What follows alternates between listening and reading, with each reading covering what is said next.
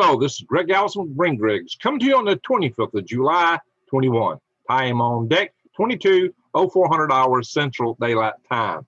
The question at hand is, how would a war between the United States and China play out? Could the United States even win such a war? And fundamentally, how will that affect you at home? And could you even prevent this war yourself? A lot of discussion here, a lot of ground to cover. I'm going to try to do it in, a decent order of time here. But this is a deep topic with many facets, and it really depends on which way a lot of things go. But you have to bear in mind that even if the United States and China were to get engaged in a conventional war that was somehow limited in nature, it would indeed affect you very much here at home, because you could expect major disruption in shipping worldwide, because since China's so involved in shipping, since the South China Sea has 20 to 30% of the world's trade going through it, you could expect major delays, breakages in the supply chain. And not to mention that we get a lot of things from China. We send a lot of things to China. Our industries here would be disrupted. Our agriculture would be set back, having, somewhat less customers, it would seem. So there would be major economic impacts. There'd be major availabilities of goods and services and shortages. There would be, the worst thing I am concerned with, as many of you know, is the power grid. Even if China decided not to fry our power grid with an EMP attack or direct ballistic attacks upon our large transformers, they could do grave damage to it and keep us in the dark for some long time through hacking attacks potentially. Now, that's a little bit more difficult to do, but as we know, hacking is going on like crazy. The difference there is that some of the critical resources of the power grid are not directly on the internet, but just like we took the Stuxnet virus and got it in the Iranian centrifuges using a memory stick, that same technique would work for our power grid too. And Lord knows they probably have tons of agents here in the United States to make that happen. So we're not invulnerable. And what does that mean? So there are impacts you would have here at home. Not to mention you might have, missiles with warheads falling in our homeland in the cities. You might have, again, a full-blown EMP attack with, and we're going to go all into that. But even in the least worst situations, it's going to affect us here at home. It's going to affect us greatly. You can expect major disruptions in all your supplies and everything you're getting. So again, I always tell everybody to prep, to stock up on everything that you consider essential for living from day to day. You need these things. Go ahead and just get ready. Consider an investment in the future as much as you can. And I've done videos on how to eat for free from the weeds and the trees. I tell you that all the time, and that's valid.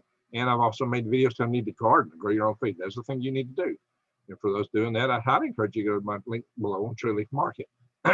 Heirloom seeds, non-GMO. Can't beat that, and that's the way to grow. But moreover, in these times, you're going to need to stock long-term food. That's what I'm thinking, because your garden may not always pan out. It may not be a good year for wild edibles. So I highly encourage you to go to my link, prepwithgreg.com. Go to prepwithgreg.com, and there you can get 300 buckaroonies, $300 off a 3-month supply of long-term storage food. That is a great deal. We're talking quite a good investment in the long term, just to give them food inflation. Also, it's lightweight because it's freeze dried. It's not dehydrated. It's not mushy stuff. You get regular food back, and it's easy to store and easy to move. You get 2 of these for a month supply and 6 of them for a 3-week supply, and you get right now almost 25% off for a 1-month supply, which is on $74 and some change. Not only that, when you open these up, you get these nice little pouches. Now I made a mess. Now I tore one open, and it was a powder pancake mix and got it all inside this pouch here. But all this comes in nice little pouches that fits in your backpack if you want to carry them that way. That makes them easy to transport. They're just super easy to transport. They're super easy to reconstitute with hot water. Guys, you can't beat it. So 2,000 calories per day, breakfast, lunch, and dinner. Drinks and desserts will make you a winner. Check it out, prepwithgreg.com. $300 off 3 months, and 25% off a month. That's a limited term. So there you go. So let's get into this. This is part of my Eyes Wide Open and Head on a Swivel series. Because I'm bringing this so you'll know to get ready, you'll know to prepare, because they're telling us that the risk of war with China seems to be growing every day. There are experts that are making that claim. And so you can get notifications of this and other things I bring you on topics like this. Please subscribe to my channel, bang the up notification bell, and click all. Because this proposition in the channel helps survive, thrive, and sell the hype. Okay, all that said, let's move on. It all depends on which way the war goes. Now, a lot of people automatically assume it's going to go nuclear. And of course, an EMP attack on America is semi-nuclear. It is a nuclear attack, but it's not a direct nuclear attack. It's an indirect nuclear attack. It doesn't kill people directly, but in the long term, it may kill more people than a nuclear attack. I just covered it in a series of videos. We talked about why a grid down is worse than you can imagine. And I just talked about starvation in America. These are two of the things you'd be seeing in spades if that were to happen. And it could happen because it is part of their military doctrine. But they might just possibly decide not to do that, possibly, if the war was absolutely conventional and limited in some respects in the beginning. I think that with their doctrine, the EMP attack is pretty likely, but it's not an absolute given. So let's hope for the best here. But, you know, both sides have it in their advantage or in their interest not to go full-scale nuclear. And so there would be some hesitancy, hopefully, although that's not what China's been communicating lately to Japan. You know, they said if Japan sent one soldier, one tank, one plane, you know, one anything to help defend Taiwan, should the day comes that China's going to jump in and militarily whoop on Taiwan and to liberate them, that China said they wouldn't nuke Japan immediately and keep bombing them with nuclear bombs continuously until they did an unconditional surrender. Now, I think that's a bluff. And I hope it's a bluff because they would realize that Japan is a dear ally of the United States, and should that happen, oh, it would go full-scale nuclear. Yes, big time. That would not be tolerated. And it violates China's two claims of no first use, and they would never attack a nation that, oh, they said they would never threaten to attack a nation that did not have nuclear arms. Well, they've already threatened, so they've already broke that. So, you know, to heck with China's promises and claims and assurances they gave us. We've seen how that went with Hong Kong too, right? Yeah, the treaties are only good as long as they serve China's interest. You know, then they will go to the UN and force you to do whatever, but because they know everybody else will play by the rules. But do they? Just check it out. All right, so let's get into this. If it were a conventional war, China has the immediate objectives to try to take out our comm systems. And that would mean like maybe using electromagnetic warfare.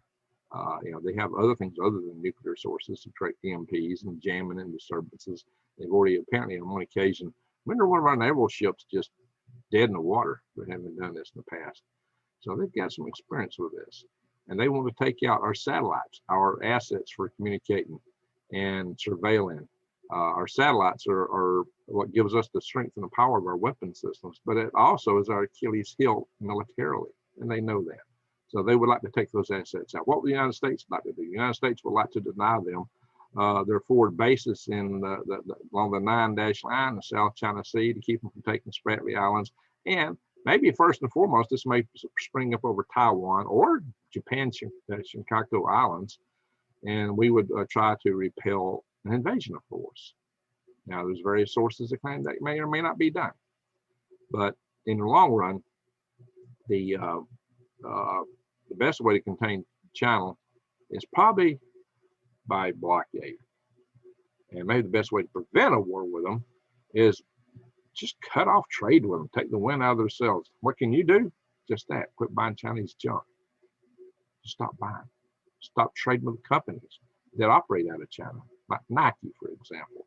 Don't trade with these companies that base their stuff in China, that use the slave labor Uyghurs and such. So let's look at some maps here. We're going to go into a little bit of analysis, guys. Here's the theater of operations that we're talking about.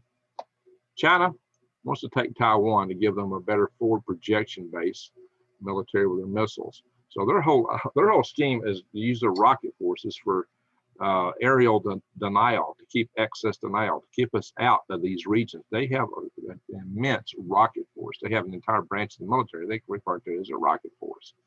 And with all these launch sites they've got, what they want to do is just keep us at a long distance so that we can't get in here to operate, because our military operates like in when we operated in Iran. We flew a lot of sorties, and we took out all of Iran's infrastructure by flying lots of sorties with our jet aircraft and our bombing.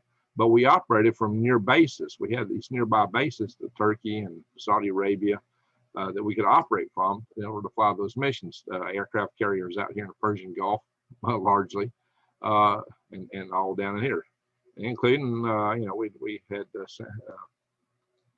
islands down here that we operated bombers from some, but mostly it was our jet fighter bombers operating in this area. That, but they don't want to keep us at such a distance that we can't operate like that. That we couldn't fly a sortie in without having to refuel. Keep us away from their mainland.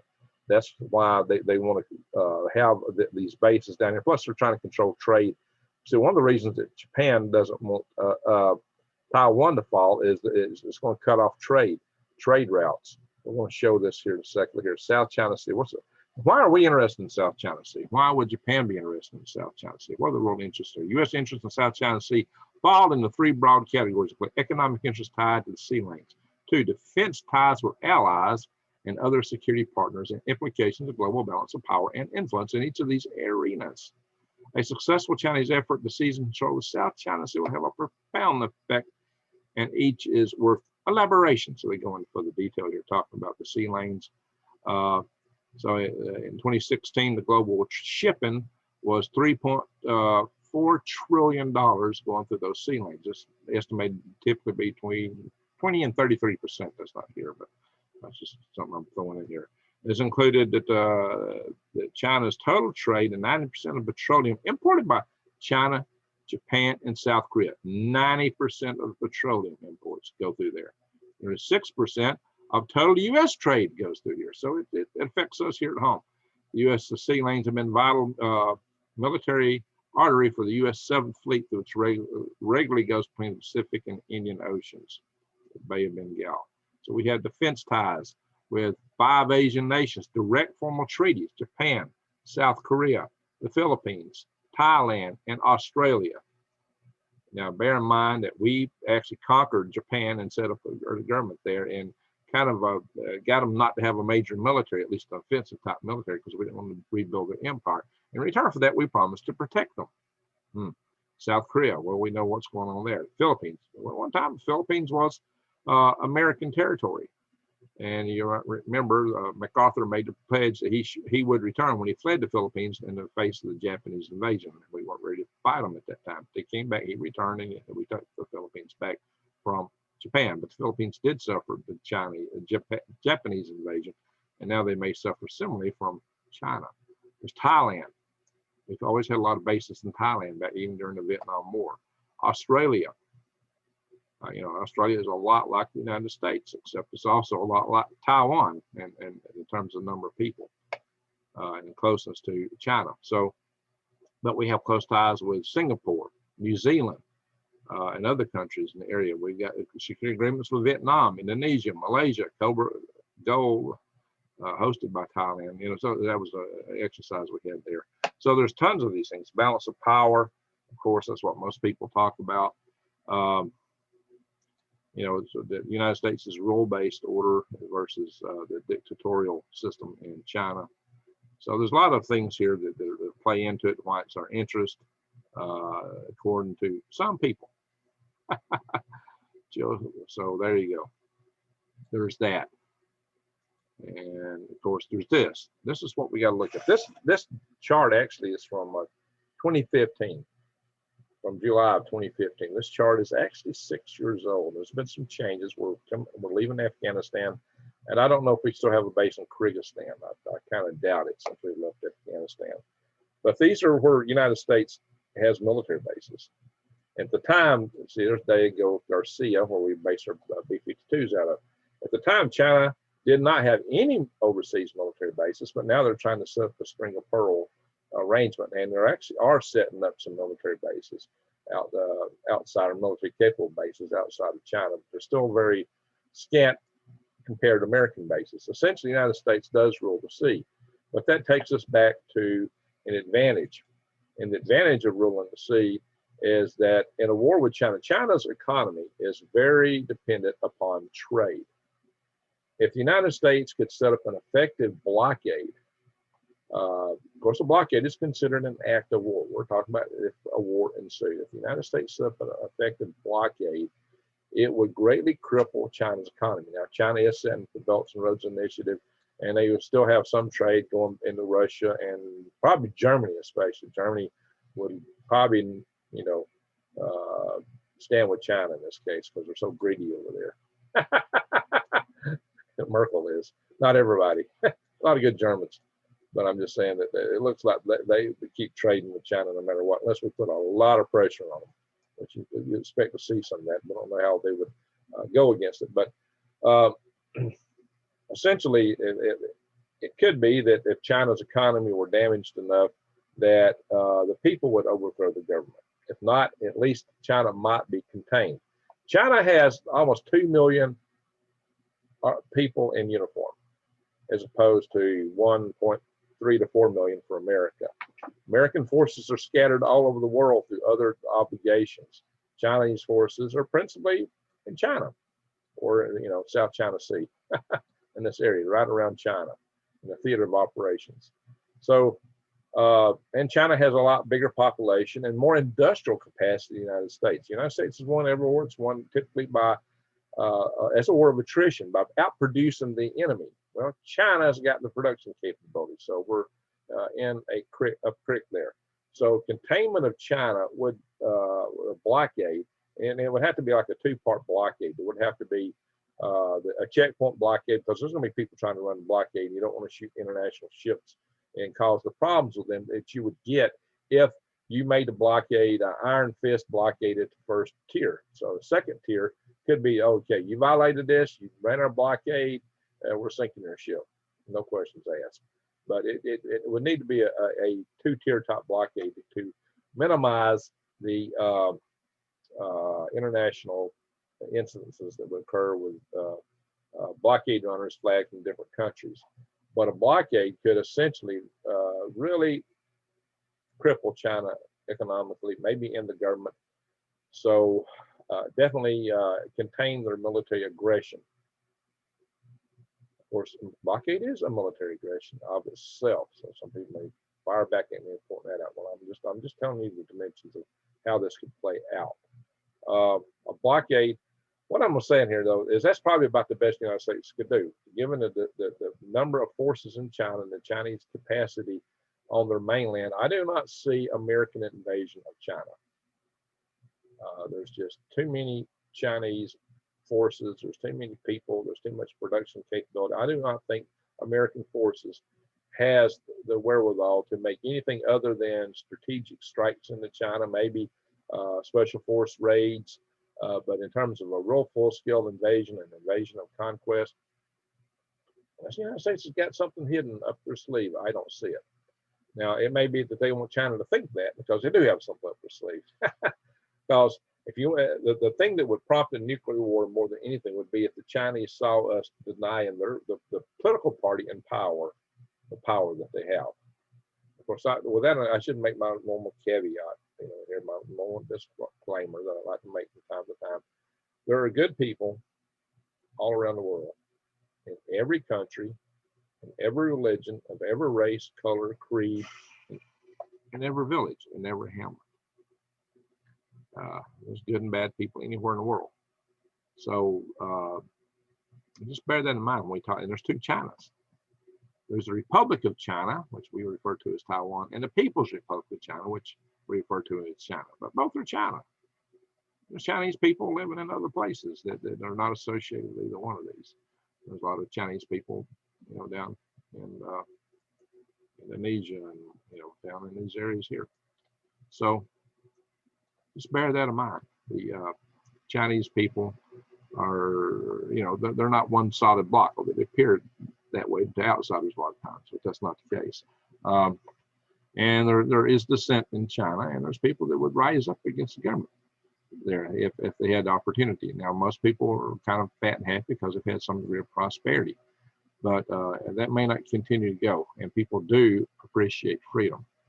The Chinese people don't have much knowledge for what that is, but hopefully they'll learn that one day.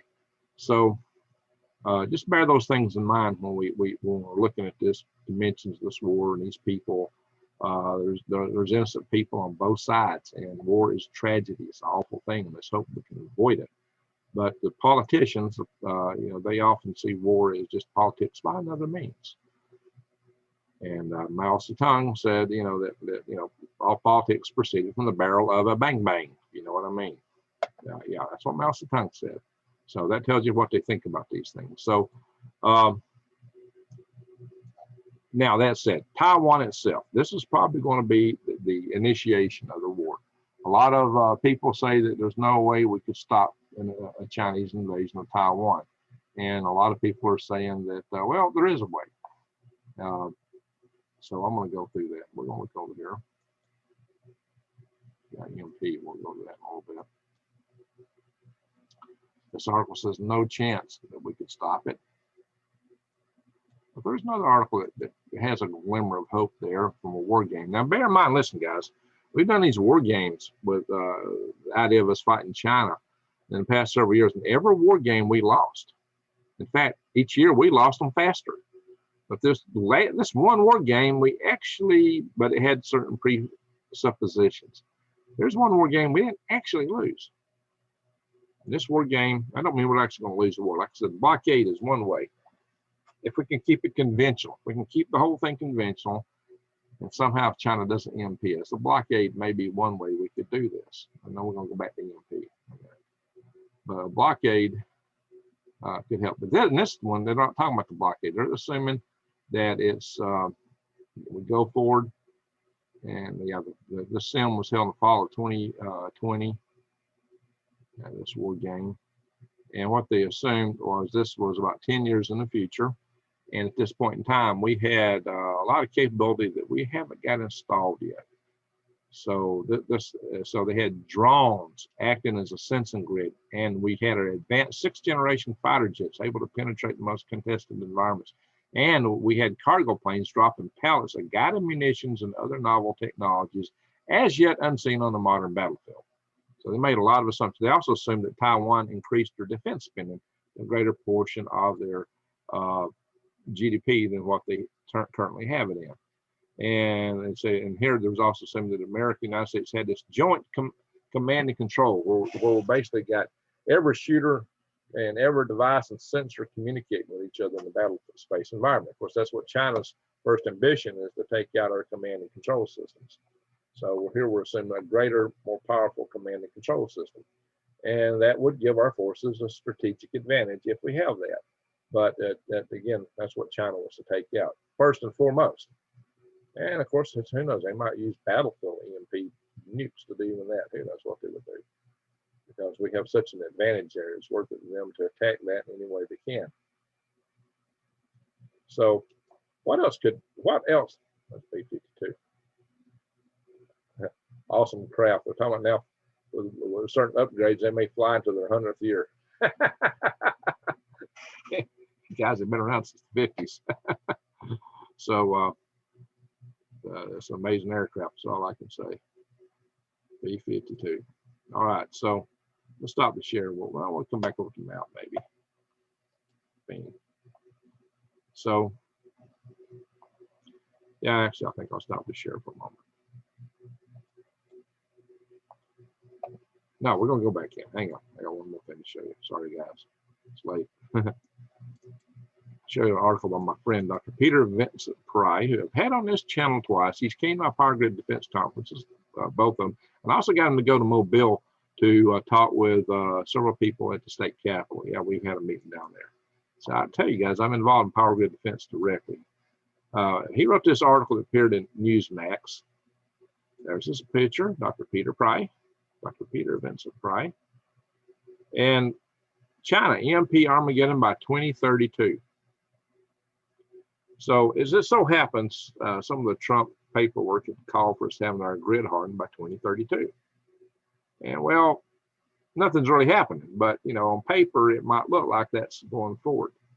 So yeah, I know it's really not happening, even though the NPR recently, you know, made a statement like, "Oh, we're going to have a grid hardened by 2032." No, we're not. Nothing's been done, guys. It's just a paper tiger.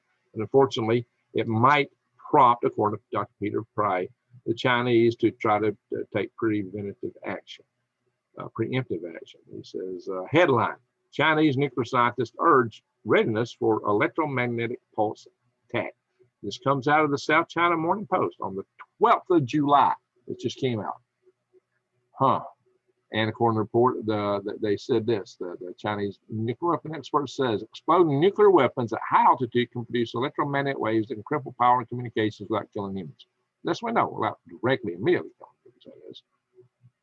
China should bolster its defenses so that critical infrastructure could withstand future electromagnetic pulse attacks that can wipe out power grids and communications, according to the Chinese Military Research Institute. I hope Peter Pry won't spank me for quoting his article here so directly, because he'll come on this channel and say it himself. So yeah, check out Newsmax. Check this out, guys. Oh yeah, here's Hank Cooper, guys. This is he's on this committee here. Hank Cooper, I've done an interview with him. Ambassador Hank Cooper, my friends. He has been on my channel. I brought you him. I brought you Dr. Peter Vincent Pry. I brought you Jenna Krosniak. So guys, we have a lot of other much bigger channels that tell you they have connections in the Pentagon and how this connection, that connection. Guys, I bring them on my channel. Some of them, not all of them, some of them. All right, so China should bolster its defenses. Yeah, I just read that. So the United States is vulnerable to damage caused by extremely powerful electromagnetic pulses. This is from the report. This is what caught his attention. But by 2032, it will have built up the capability to protect its vital infrastructure from such an attack. This is according to the Chinese researchers, their assessment, just looking at analysis of the documents that we got. So they've got it in their head over there in China that we're going to be good to go by 2032. Well, no, we're not, because we're not really doing anything. That was a paper tiger, as I said earlier. U.S. capability to make EMP attacks if U.S.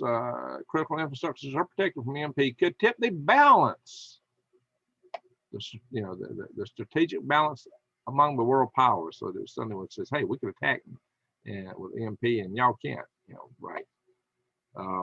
Actually, Russia's got a hardened grid for the most part. China's probably well on their way to it. I'm sure their critical systems are. Theoretically, EMP attack is a way of winning a nuclear war by paralyzing critical infrastructures without killing people immediately. Yeah, immediately. Now, you recall, I just did the starvation America. The starvation part was really based mostly on EMP attack. Although we can get into starvation for other things, but the worst case scenario is from an EMP attack. So let's see. Yeah, without killing people immediately. A highly attractive option to military planners, not only in China, but Russia, North Korea, and Iran too. Guys, it's in their military doctrine of these nations, if they have a war with us, to put an EMP attack upon us. Even in Iran's doctrine. Now, how is Iran going to pull it off if they don't have a nuke? I'm telling you, I've had sources that tell me that they got two from Kazakhstan when the Soviet Union fell. But, I can't confirm them. I can't confirm them. So Peter's talking about various reports he did. Dr. Pry's written several reports on these topics. EMP can indirectly kill millions in the long run by blacking out electrical grids and other life-sustaining critical infrastructure for weeks, months, or forever, causing starvation. What was my last video? Starvation and societal collapse. Yeah. Threatening EMP megadeaths is also attractive to adversaries for the purpose of nuclear diplomacy and blackmail against the United States. So there you go. We are susceptible to blackmail and all kind of stuff. So, and here's what a lot of people don't realize. An EMP attack would immediately cripple U.S. military power projection capabilities and incentivize the U.S. president, instead of defending Taiwan or fighting World War III, to focus on all remaining national assets, including the Defense Department, to recover the U.S. critical infrastructures before millions of Americans die. When war, we just got an EMP attack, we just said, no, we pull everybody home. But, you know, this can also be a reason that if China wants to hit Taiwan, maybe the first thing they would do is hit us with an EMP attack, because then they might expect that we will cower and go scampering home to take care of ourselves at home. And that could be. That could well be. But but you know, it would, the devastating effects would be really worse in the long run than a full-scale nuclear attack. That's what I'm trying to tell you guys.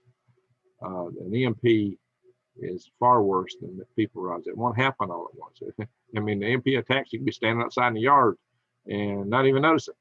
Just lights went out. Okay, we just have a power failure. And then it starts ticking. Things start dropping apart. Our society unravels and people starve. They're eating each other. China's been planning the EMP attacks against the U.S. for more than 20 years. See my report. And Dr. Pine, I've talked about this on my channel. I see the new allegation. What is new is the allegation that China's nuclear experts fear the U.S. will protect its grid. See, apparently the Chinese actually fear that we're going to have our grid protected by 2032. Yeah. And he's talking about how the China Morning Star is now an instrument of China's propaganda. And this is where I want to go to. A lot of people think that the dictators think like we do, that other countries think like we do. I get back all the time, well, you know, that's not rational because of this, that, and the other. And it's like, you know how dictators think. I've kind of brought that up, mentioned that a few times in this channel myself. I may have even talked about that when I had Dr. Peter Pry on in previous interviews that I've done with him.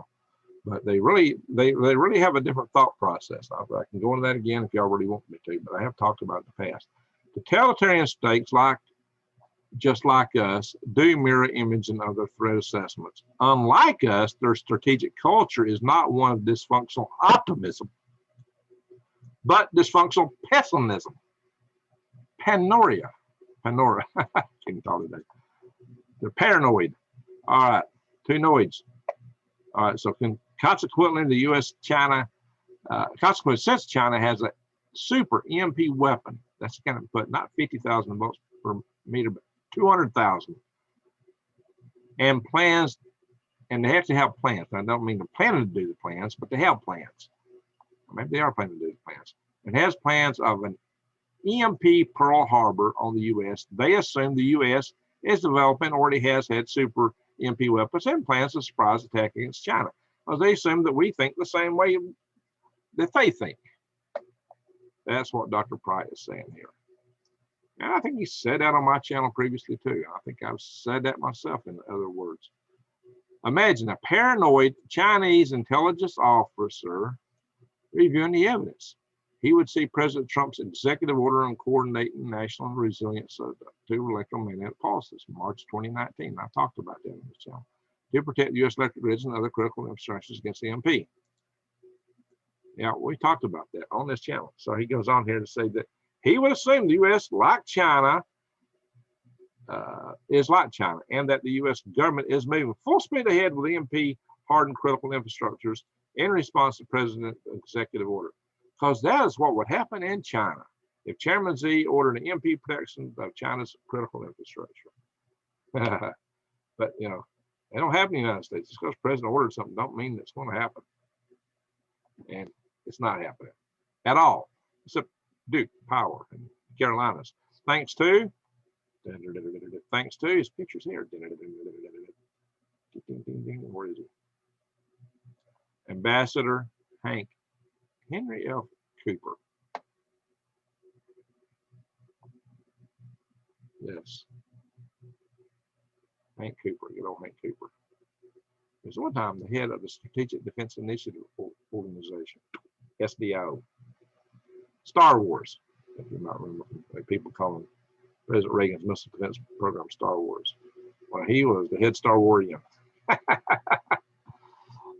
So Theoretically, MP attack is a way of winning nuclear war with paralyzing infrastructure. Yeah, I always said that. So what you don't get here is this. Our military bases run on civilian electric power for the most part. Almost all their power comes from civilian electric power. They're dead in the water without that power, just like everybody else. The military bases are in deep chemistry. They're in deep trouble if the power grid goes down. Now, yeah, we do have certain hardened facilities. Oh, Greg, we got hardened facilities that'll be good to be able to respond. Well, will they? Because they've hardened to a spec of 50,000 volts per meter, not 200,000 volts per meter. Ah, no, they did not harden to that. That's not the spec.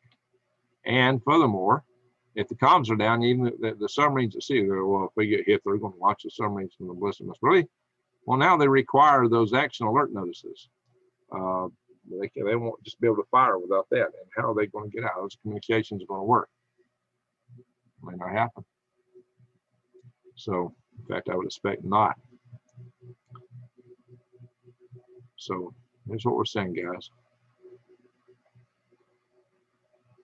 China's intelligence officer probably read the Joint Chiefs of Staff's recently declassified report on joint nuclear operations, April 17, 2020, and that has a sense describing EMP attacks as targeting option. Some high-altitude bursts in excess of 100,000 feet will produce widespread electromagnetic pulse events. That's where a balloon floats, guys, 100,000 feet.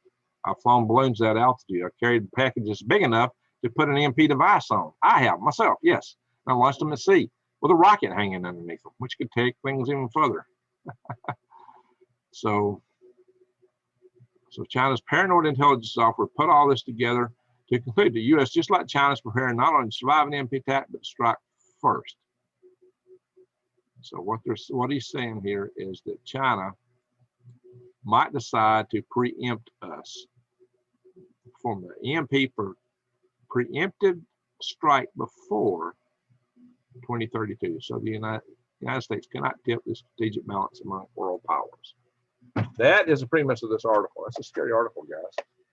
Let's hope that the Chinese intelligence will be able to see through that and realize they're really not doing anything here after all. But that's not what they're writing in their own mouthpiece, the Chinese Morning Star.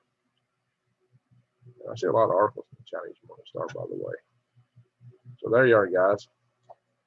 That is what I want to come back to. So now let's stop the sharing.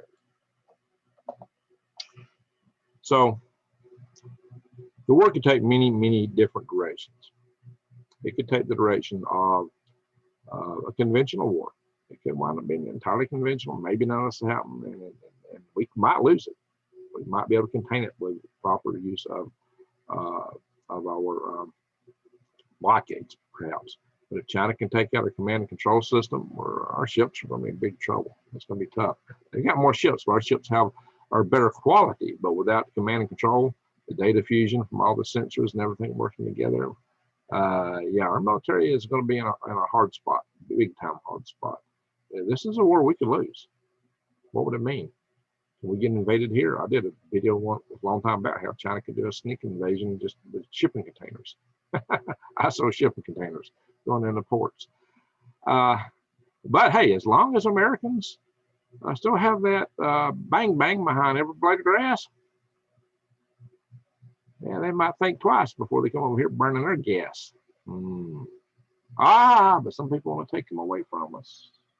Which side are they on? Okay. Yeah, I think we need that guy behind every blade of grass. That's what Yamamoto was alleged to have talked about, right? If I remember correctly. But the admiral that hit, let's say it right, the admiral, the Japanese admiral that hit Pearl Harbor. So he's alleged to make that statement. Some say he didn't say it, but yeah, we know what that sentiment means. And for some reason, China has been really rallying against our right to bear arms. What business is it of theirs? Is that so that they can have a free hand at an invasion? Good question, right? Okay, guys. So there you are. What we don't expect, or what could be a really big game changer, is the use of drones. on both sides. We may find our carrier strike groups to be almost obsolete in a war with China. Another big thing we have to consider: long-term. If it becomes a long-term war, we're at a huge disadvantage because we don't have the stockpiles of weapons and munitions to maintain it over long term, and we don't have a lot of production capability in the United States. We start losing a lot of ships. It's going to be hard for us to replace them because our rate of shipbuilding is a lot slower than China's. We just don't have the manufacturing capacity. We need more manufacturing capacity in the United States in order to be able to hold our own. And there's been some speculation if it was like a conventional war that it might end only to reignite several times down the road. There's been various analysts looking at that we could have like a perpetual conventional war, or it could go nuclear in any of those stages, including up front. Again, why would it go nuclear? If the powers that be and the CCP deemed that they were about to lose their power, then they would probably launch. And again, maybe they would just launch because somebody put one man in one ship or one boat to defend Taiwan, Japan, for example. That's what they said. I still think that was a bluff. But, just the fact that they would say something that overt, it makes you wonder how they're thinking. What would they do? What would they do in reality? And the truth is, we don't know. We're not directly inside their heads. Remember I said they think differently than us. We try to rationalize what they would or wouldn't do all the time by Western thinking. It's not applicable. That's not even applicable. All we need to do is prepare. Prepare for the worst, hope for the best. And I think the first and foremost, let's just quit buying our junk. Let's take the winds out of their sails. And I think that's the best way to contain them. But if we can contain China, just to keep them being, by that, I don't mean hold them down economically and this, blah, blah. You know what? If China were a free country, they'd be a great nation. And, that would be an awesome thing. But the fact that they've turned so wolf warrior, aggressive, that's scary. The fact that they are so oppressive, that's scary. Oppressive with their own people, the Uyghurs, people in Hong Kong. That's why China don't want no part of it. That's why Hong Kongese did not want to be pulled into mainland China. They didn't want that. The people in Tibet would just as soon go free. So would the Uyghurs. So would the outer Mongolia. All these places would prefer to be free. So the inner Mongolia, part of the, there's more Mongolians living in China than outer Mongolia. And they're being told they can't teach Mongolian in their schools anymore. Just crazy stuff. So there you are, my friends.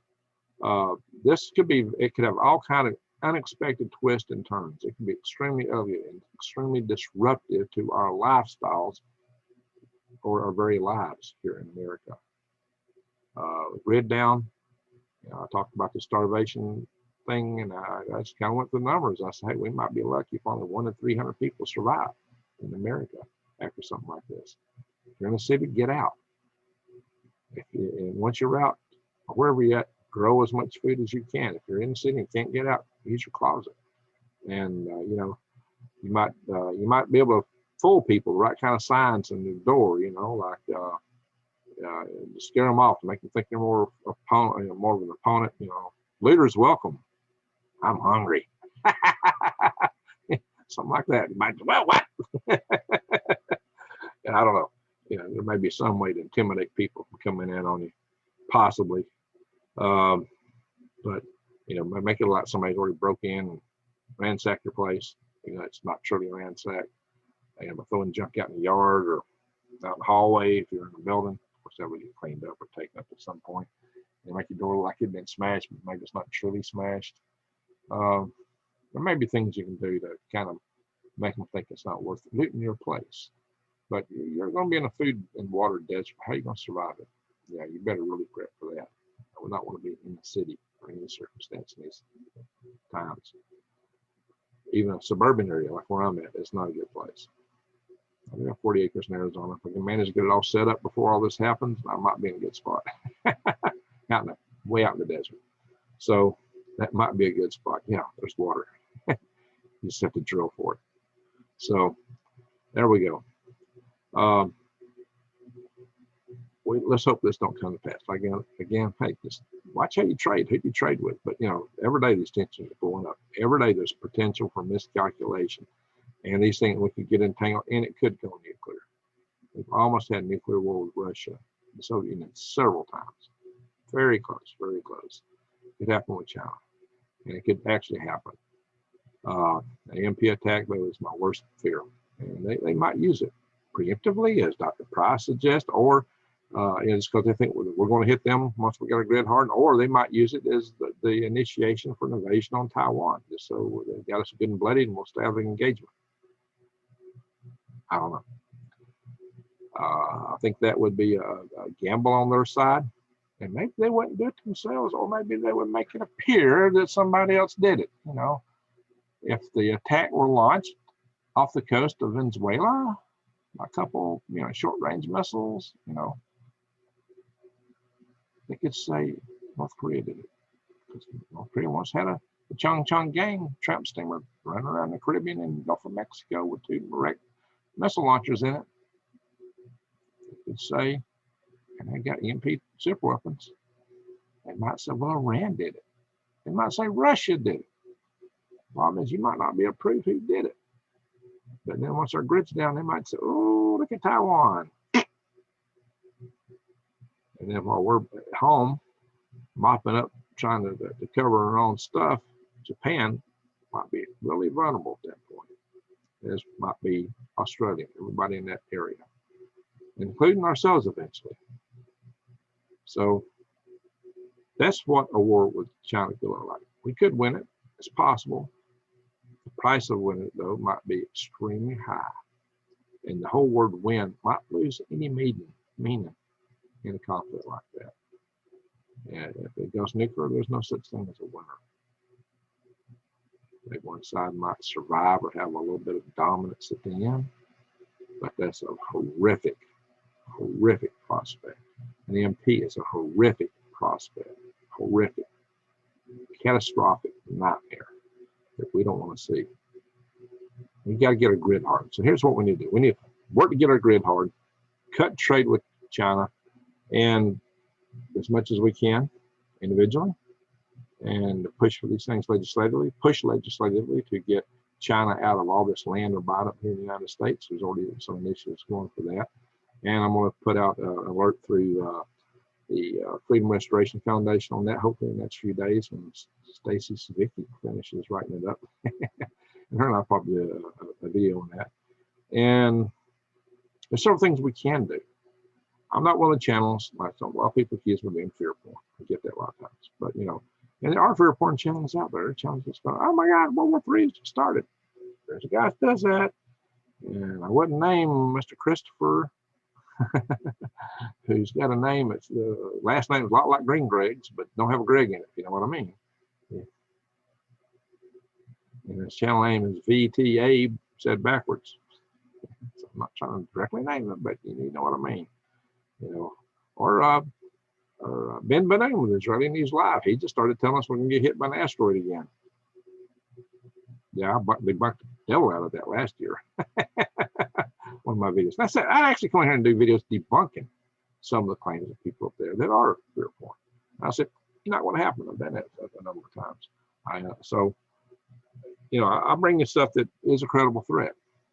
I can't tell you that will happen or what exactly is going to happen, but I can tell you what is possible, what the potentials are, where some of the planning is, where the preparations are, where the capabilities are, where the tensions are building, what the motivations look like they are. We can go and look at these kind of things. Means and motive, they're all there. How far will it go? Potential for accidents. That's there in spades too.